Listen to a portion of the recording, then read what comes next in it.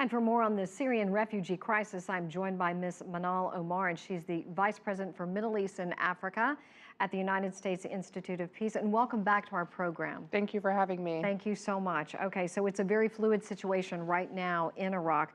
ISIL has created this Islamic State in northern Syria, and some parts of Iraq are under its control. What does this mean for the different ethnic backgrounds living there? Well, it's something that's really concerning the different ethnic and particularly the religious minorities that exist there. And most of them are in the northern part of Iraq, particularly in the governorate of Mosul.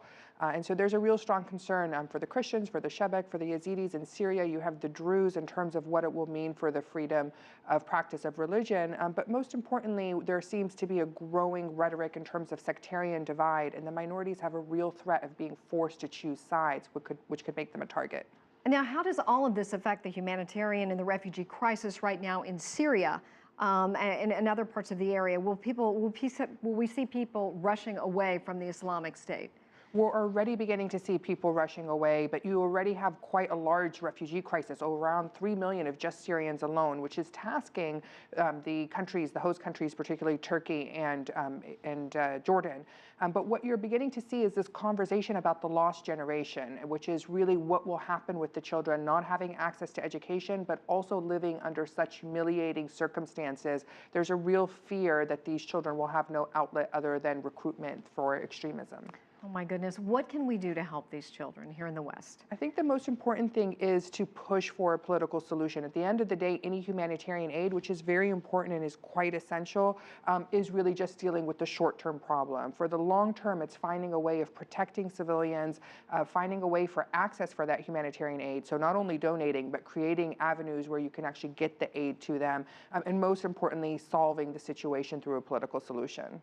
I also want to ask you about what's going on with the caliphate. Okay, the people they're reacting to this self-appointed, dictator for all practical purposes. How do you think the people, the Sunnis who are fighting against the al-Nur Maliki government, will react to his appointment? You're already seeing a lot of the Sunnis pushing back on this. And most people that I've spoken with have said that's actually an insult as the month of Ramadan is starting to be announcing a caliphate in the middle of violence, in the middle of bloodshed. People feel it's very much the opposite of any Islamic value. So people are rejecting it, particularly the Sunnis.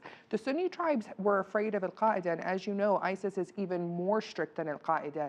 So I anticipate them organizing and pushing back so that they're not overwhelmed by this type of rhetoric, which frightens most people on the ground. How would they be able to recruit some of these refugees? In terms of ISIS or in terms of the more moderate groups? ISIL. Well, I think what in the past what they were doing is to establish a caliphate. So it'll be very interesting now that they've announced it, what that new rhetoric would be.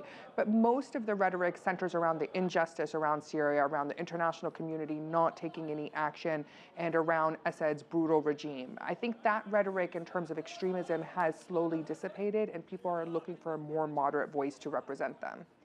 Have you seen this done in the last 100 years? Have you ever remembered anything similar to this? You've never seen anything to this extent. Of course, you've always had the rhetoric. The rhetoric has existed and manifested itself in different forms through the Muslim Brotherhood, through Hizb ut-Tahrir, through the Al-Qaeda itself.